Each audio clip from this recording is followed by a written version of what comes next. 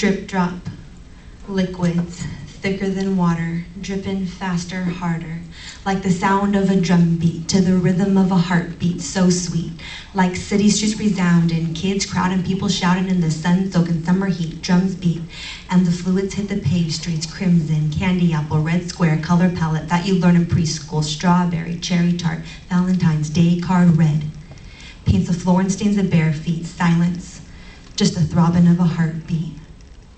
But this substance that only I can see is not mine, but the inheritance of the wounded before me. It's the loud screams of hurt people, hurting people, making insecurities. They come to me, and I want to hold them up. My bones are thick, muscles well equipped, and my feet are just sturdy enough. Raise high those hands as all the hurting people cry, and their crimson gently rolls down my sides. So this must be the meaning of life. Holding hands of needy people, strong holding weak people, drip drop. Holding up bleeding people. But as the big and bigger hand tick, life plays tricks and makes a switch, and things are never what you expect them to be. The fabrics of life get soaked and then shrink to sizes your mind despises and makes you think about things that weren't supposed to happen to you, the things that made hurt people come to you, but not to you, not to me. But alas, I hit the ground, red paint pouring from my knees. He was angry, see, because I wouldn't agree to be the woman he wanted me to be sexually. But he said he loved me. Well, I tripped, you see. That's what I told people when they asked why I bleed. For 2.5 years, I lived in fear of allowing people to really see. I toughed it up, had to cover it up, didn't want anyone holding me up.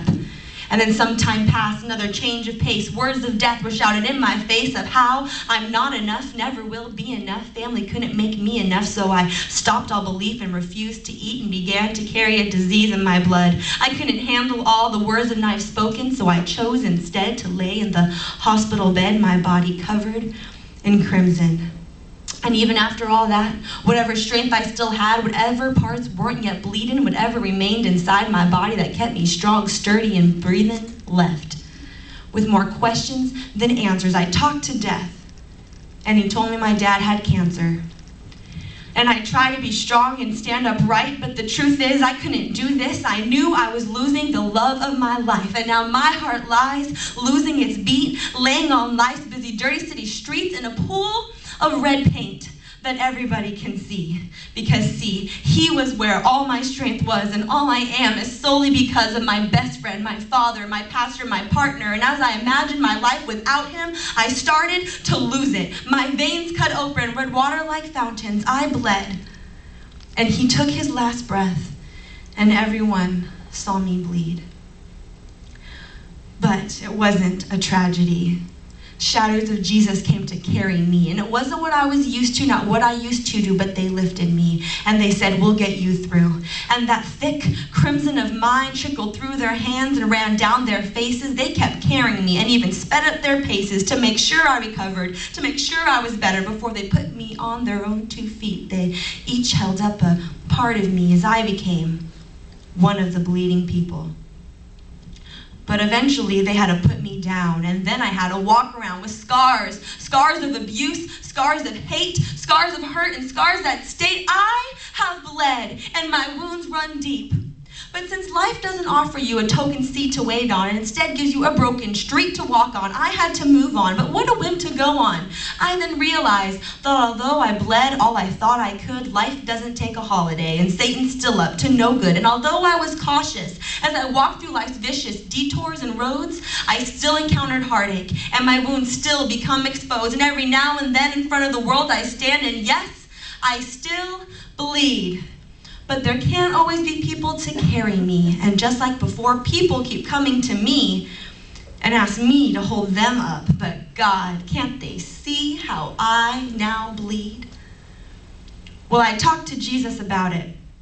And I said, Lord, I'm done with it. Find someone without scars, find someone without hurts, find somebody else, because I need to be first. I've taken care of other people, now I'm taking care of myself. And I'm hurting so bad, so use somebody else. You can't expect me to hold up other people, blood consumed, when I'm walking beneath them, infected with my own open wounds. But he said, well, that's what I did. and you're healed because I did that for you. And when you look at your life and you see where you're at, it's a good thing I held you when I had open wounds. I know what it's like to bleed in front of the world, to want someone to carry you, to feel like you've given so much it's not fair that the weight of the world is on top of you. But it wasn't about me, and it's not about you. It's about a kingdom that needs bleeding people just like me and you, because you felt the stings of crimson, because you've been to hell and back, because the power of God has restored your life, and there's nothing in the world more beautiful than that. In fact, you can hold up people higher. Now that you felt the drumbeat, drip drops on city streets, the heartbeat of God and his sovereignty, the crimson sinks into a red-lettered masterpiece, breathes deep, and tells us that this is the meaning of life.